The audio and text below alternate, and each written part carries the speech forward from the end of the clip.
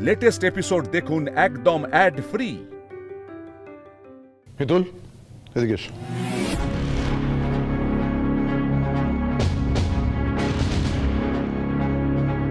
বলো, সবার সামনে বলো কথাগুলো, বলো। মিতুল, তুমি এসব কি নতুন নাটক শুরু করেছো বলো তো? কোনো নাটক নয়, নাটক নতুন করে শুরু হবে কি? নাটকের ক্লাইম্যাক্স তো হয়ে গেছে, এখন তো যবনিকা বদন হবে।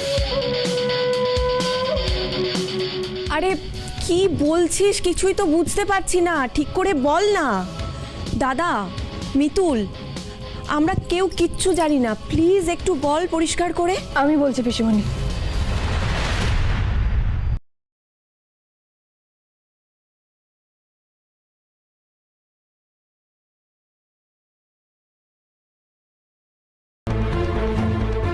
এই পরিবারের একজনের বিরুদ্ধে বলতে আমার খুব খারাপ লাগছে, কিন্তু আজকে আমাকে বলতেই হবে।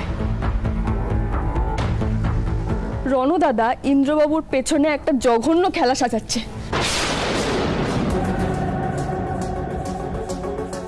ওনার বিরুদ্ধে ষড়যন্ত্র করছে, ওনাকে ঠকাচ্ছেন। What are you talking about Mitul? তুমি কি বলে যাচ্ছ? অভিনয়টা বন্ধ করুন রণ দাদা।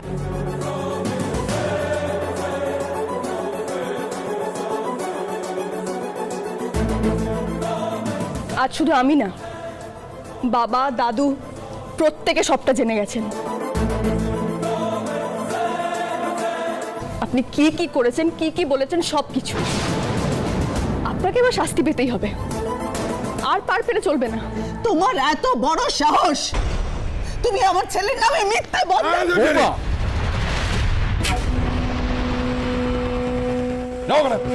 এটা তুমি কি করতে যাচ্ছিলে?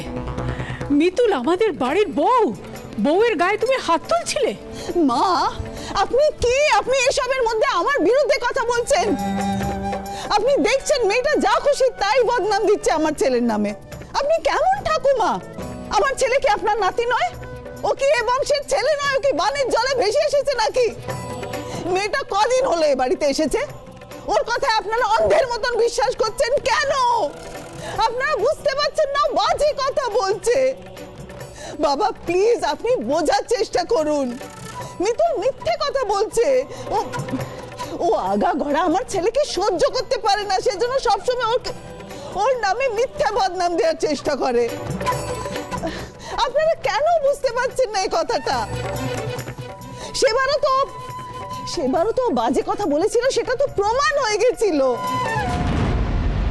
তাই আমি মিথ্যে কথা বলছি রণ দাদা? আপনি আর সিমি দিদি ঘরে ঝগড়া করেননি?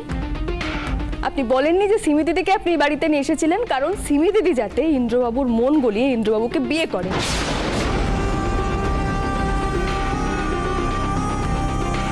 তারপর যেন সিমি দিদি ইন্দ্রবাবুকে দ্বিতীয়বার ডিভোর্স করে ছেড়ে চলে যান, আর ইন্দ্রবাবু একেবারে শেষ হয়ে যান।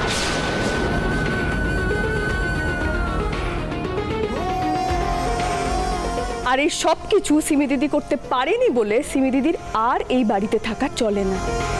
আপনি এসব বলেননি? সিমি দিদি কোনো কাজের মেয়েই নয়, বলেননি এসব? কি হলো, চুপ করে আছেন কেন? বলুন, বলেননি? মাই গড, তুমি কি বলে যাচ্ছ এসব? কোন জগতে থাকো তুমি? আরে বাবা, আমি কেন দাদা ভাইয়ের নামে এইসব কথাগুলো বলবো? আর তোমরা প্লিজ বিশ্বাস করো, আমার আর সিমির মধ্যে এই ধরনের কোনো কথা হয়নি। আই সোয়ার, এই ধরনের কোনো কথা হয়নি। মিতুল, তুমি যা ইচ্ছে বলবে আর সবাই সেটা মেনে নেবে। তুমি কোনো প্রুফ নিয়ে আসো না। You have any proof? প্রমাণ চাই, প্রমাণ। মিতুল বলেছে, এটাই আমার কাছে সবচেয়ে বড় প্রমাণ। এই শোন রণ, তুই বাজে, তুই কুঁড়ে, তুই খারাপ, এ সবটা আমি জানতাম, কিন্তু তুই তোর দাদার পিঠে ছুরি মারতে পারিস এটা আমি ভাবতে পারিনি। তোকে দেখে আবার ঘেন্না করছে, জাস্ট ঘেন্না করছে, ঘেন্না।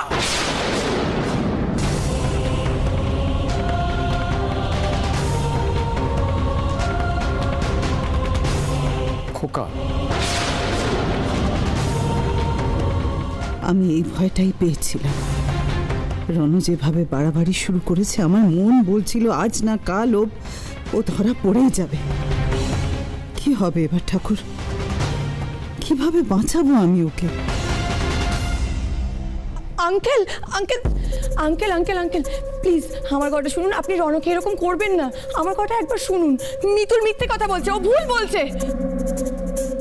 আমি আর রনক ইন্দ্রকে নিয়ে কথা বলছিলাম, কিন্তু মিতুল যেসব কথা বলছে এসব কোনো কথাই হয়নি আমাদের মধ্যে। সিমি দিদি, কিন্তু তোমরা হঠাৎ ইন্দ্রকে নিয়ে এত ব্যস্ত হয়ে পড়লে কেন? আমি তো সেটাই বুঝতে পারছি না। ঠাম্মি, ঠাম্মি আপনি তো বিশ্বাস করেন আমি যা বলছি সব সত্যি কথা বলছি। ঠাম্মি, সিমি দিদি মিথ্যে কথা বলছে, আমি সব সত্যি বলছি, সব শুনেছি আমি। আর এবার আমি খুব ভালো করে বুঝতে পারছি কেন রণদাদা সিমি দিদি আমাকে পছন্দ করেন না। কারণ আমি তো ওনাদের পথের কাঁটা। ওরা খুব ভালো করে জানে যে আমি থাকতে আমি ইন্দ্রবাবুর কোনোদিনও কোনো ক্ষতি হতে দেব না। আচ্ছা সিমি দিদি, একটা কথা তুমি আমাকে বলো তো, এতদিন ধরে এই বাড়িতে থেকে, এই বাড়ির খেয়ে, এই বাড়ির পড়ে, এই বাড়ির ছেলে সর্বনাশ করতে তোমার একটু বাঁধলো না? কি বলতে চাইছো তুমি মিতুল? আমি তো কিছুই বুঝতে পারছি না। মানে তুমি কখনো কিছু ভুল বলতেই পারো না, তুমি ভুল শুনতেই পারো না, তাই তো? ইন্দ্র, ইন্দ্র, তুমি আমার কথাটা একবার বোঝার চেষ্টা করো। শোনো, রনর এরকম কোনো কিছু তোমাকে নিয়ে বলেনি। ও এরকম কেন ভাববে বলো? আর আমি আমি এই ধরনের প্লটিং কেন করব? আমার কি লাভ বলো তাতে?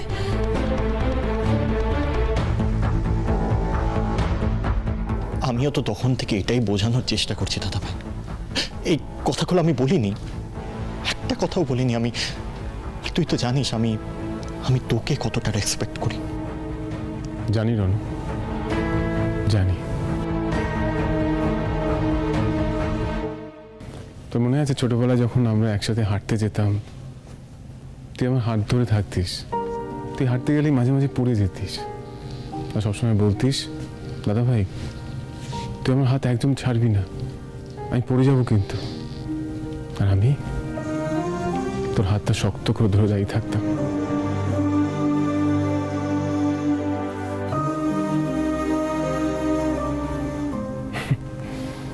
আর এখন তুই নাকি আমার পেছনে ষড়যন্ত্র করছিস, আমার ক্ষতি করার চেষ্টা করছিস। কিচ্ছু বলিনি আমি দাদা ভাই, কিচ্ছু বলিনি আমি। আমার সবকিছু মনে আছে দাদা ভাই। আজকে মিতুল আমাকে যে অপবাদটা দিচ্ছে, সেটা দিয়ে তো আমি কোনোদিন শান্তিতে মরতেও পারবো না। খবরদার, আপনি একদম ইন্দ্রবাবুর কাছে আসবেন না।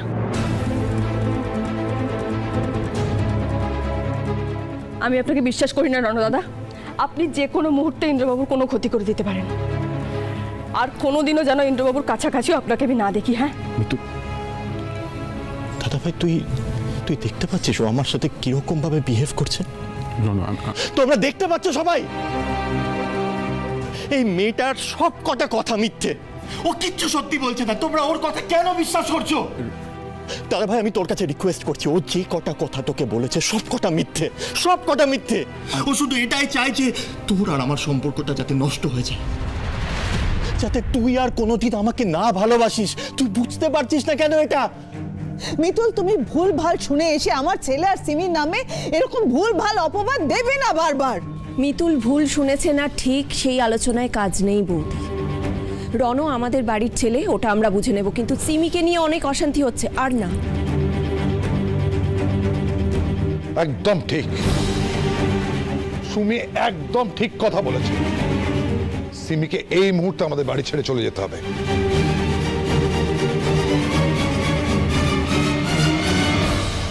এদের কোটি কোটি টাকার সম্পত্তি এইভাবে হাতছাড়া হবে আমার?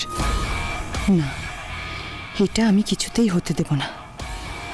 আমায় কিছু একটা করতেই হবে। দাদু, ঠাম্মি, দেখো তোমরা তো জানো আমি বাড়িতে কতটা একা। বাবা মা সবসময় কাজে বিজি থাকে। আমি এই ফ্যামিলিতে থেকে গোটা ফ্যামিলিটা আমার নিজের হয়ে গেছে। এরপর বলো আমি কেন এরকম ভাববো? শোনো, তুমি কি ভাববে না ভাববে সে কথা আমরা ভাবতে চাই না, কিন্তু তুমি যে এক্ষুনি বলছিলে না আমরা তোমার ফ্যামিলির লোক, তাহলে এই কথাটা তোমার আগেই ভাবা উচিত ছিল। কলি, যা ওপরে গিয়ে সিমির ব্যাগ গুছিয়ে নিচে নিয়ে আয়। না, এইভাবে হবে না। আমাকে আমার খেলার ধরন বদলাতে হবে। বেশ, এই বাড়ি ছেড়ে আমি চলে যাব। রনও না হয় এই পরিবারের স্বার্থে এই অপমান মাথায় নিয়ে থাকবে, কিন্তু আমি সত্যিটা না বলে যে থাকতে পারছি না। সত্যি কথাটা আমি বলেই যাব।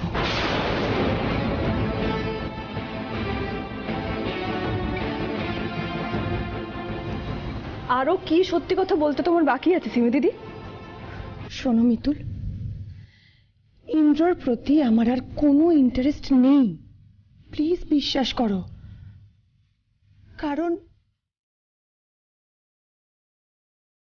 আমি রনকে ভালোবাসি।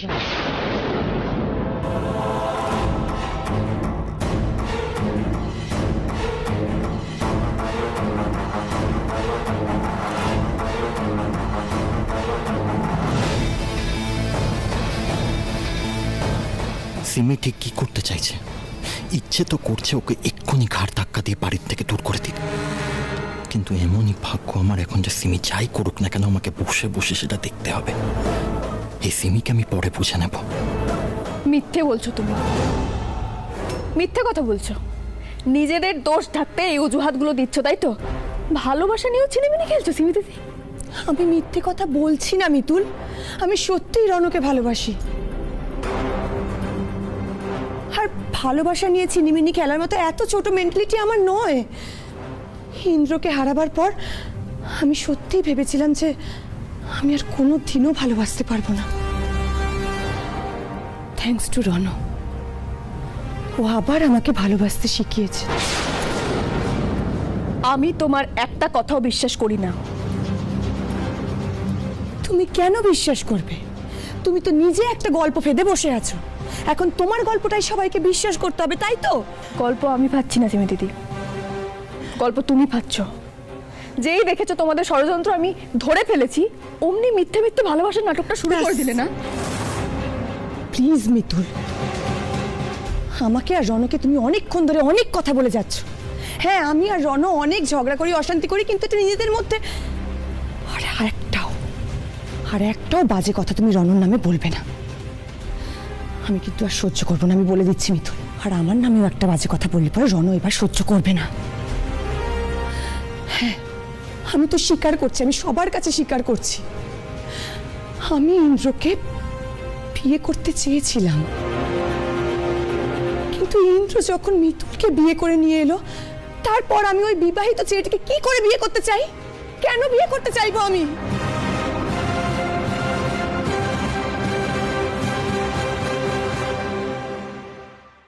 অনেক আজে বাজে কথা বলে এতক্ষণ ধরে সময় নষ্ট করছিলে। এবার তুমি নিজেই আসল কথাটা বললে সিমি। মিতুল তো আমাদের বলেই দিয়েছে তুমি কেন ইন্দ্রকে বিয়ে করতে চেয়েছো আর কেনই বা এতদিন ধরে আমাদের বাড়িতে পড়ে রয়েছে। ইন্দ্র সর্বনাশ করার জন্য, তাই তো? হ্যাঁ, আর এই সম্পত্তির জন্যই তুমি আর রণ মিলে জঘন্য প্ল্যানিংটা করেছো, তাই তো? বাবা, বারবার এই এক কথা শুনতে আমার ভালো লাগছে না। মিতুল? হ্যাঁ, মিতুল বলেছে বলেই আমি জানি যে কথাটা সত্যি। আঙ্কেল, মিতুল কি বলেছে আমি জানি না, আর সত্যি বলতে আমি জানতেও চাই না। কিন্তু আঙ্কেল, একটা মানুষ তো মুভ অন করতে পারে। আর যখন ইন্দ্র আমাকে বিয়ে না করে মিতুলকে বিয়ে করে নিয়ে এলো, তখন সত্যিই আমি ভীষণ ডিপ্রেস ছিলাম। রণ আমাকে সব সময় তখন সাপোর্ট করেছে, আর সেখান থেকেই আমার আর রণর মধ্যে এই ভালোবাসাটা গ্রো করে। আমরা একে অপরকে ভালোবাসতে শুরু করি আঙ্কেল। কি হলো রণ? এই মেয়েটা তো দেখছি একেবারে আমাকে লেজে খেলাচ্ছে। ও কি চাইছেটা কি? তুমি কেন কিছু বলছো না? তুমি সবার সামনে সত্যিটা স্বীকার করে নাও। তুমি তো জানো মিতুল যে এই সমস্ত কথা বলছে এই সব কিছু মিথ্যে। প্লিজ রণ, সবার সামনে স্বীকার করে নাও। ভাই এসব কি শুনছি ভাই? তার আগে আমার চিমটি কাট। কাট না, না না, জ্ঞান আছে। আমি তো মাথা মুন্ডু কিছুই বুঝতে পারছি না, কি হচ্ছে বলতো?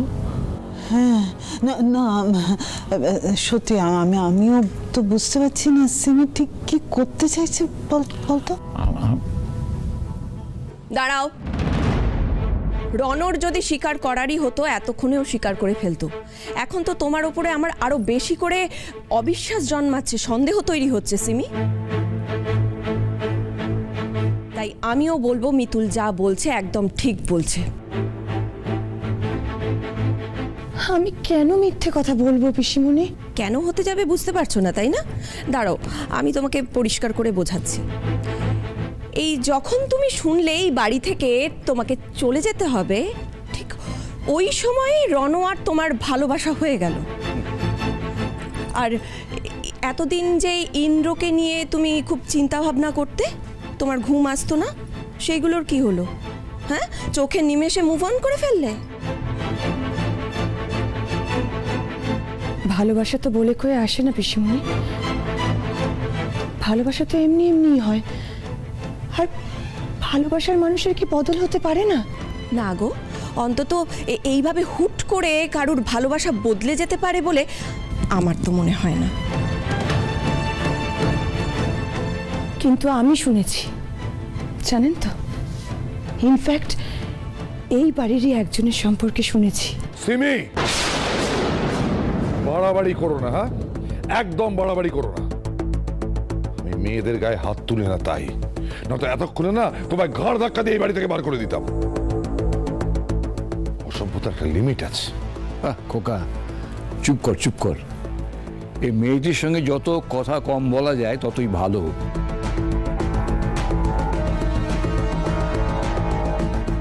আমাকে ক্ষমা করবেন দাদু, আপনারা সবাই আমাকে এভাবে বলছেন তাই আমিও বলতে বাধ্য হচ্ছি।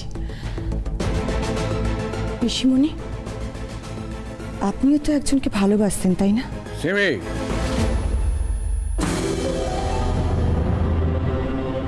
তারপর আপনার পিসার সাথে বিয়ে হয়।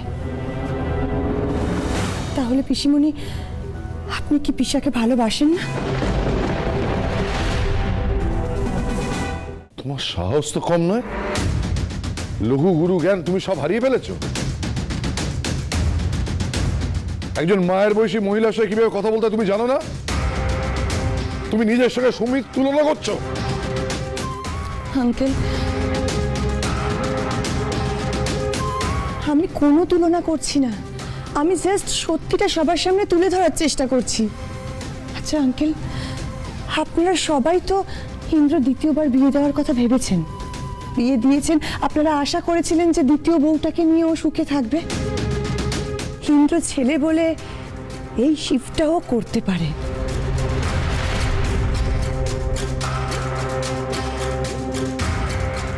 আমি মেয়ে, তাই আমি করলেই দোষ আঙ্কেল?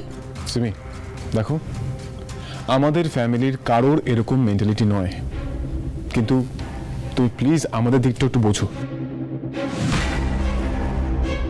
তুমি এতক্ষণ ধরে এত কথা বলে যাচ্ছ, কই রণ তো একটা কথা বলছে না, আর সেই কারণেই এত কথা উঠছে। রণদাদা কি করে বলবে কথা? আপনি বুঝতে পারছেন না? আমি আপনাকে বললাম না, এতক্ষণ ধরে সিমি দিদি যা যা বললো সব কিছু বানিয়ে বানিয়ে বলেছে। সিমি দিদি, আমি হাত জোর করছি তোমার কাছে, আর কত নাটক করবে তুমি? হ্যাঁ, আর কত নিচে নামবে বলো তো? রণ কিছু বলছে না, তার কারণ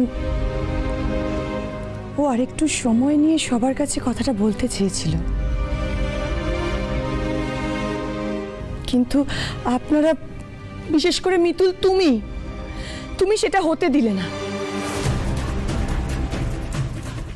বেশ, আমি মানছি আমি অনেক দোষ করেছি, কিন্তু আমার আর রনর ভালোবাসার মধ্যে কোনো খাদ নেই। প্লিজ বিশ্বাস করুন। প্রমাণ চাই তো? ঠিক আছে, আমি সবাইকে প্রমাণ করে দিচ্ছি।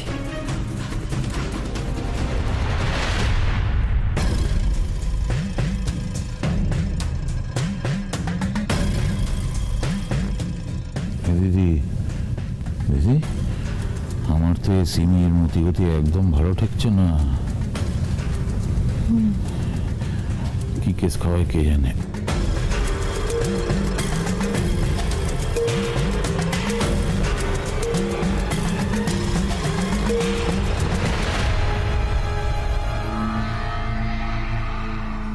মিতুল, তুমি এখনো সিমিকে চিনতে পারোনি।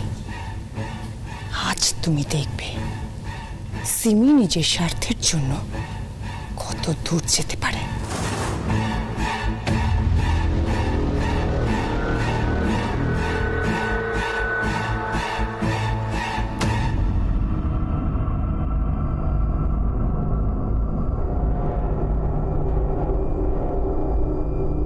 নাও রনা, পড়িয়ে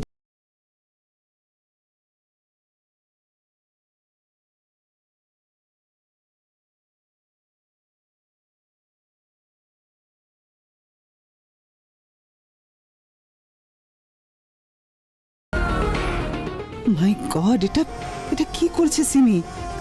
আমার ছেলেটার লাইফটা তো জাস্ট শেষ হয়ে যাবে। কি করবোটা কি এবার আমি? বলে বাবা, নিজের স্বার্থের জন্য মানুষ সিঁদুর নিয়েও ছেলে খেলা করতে পারে?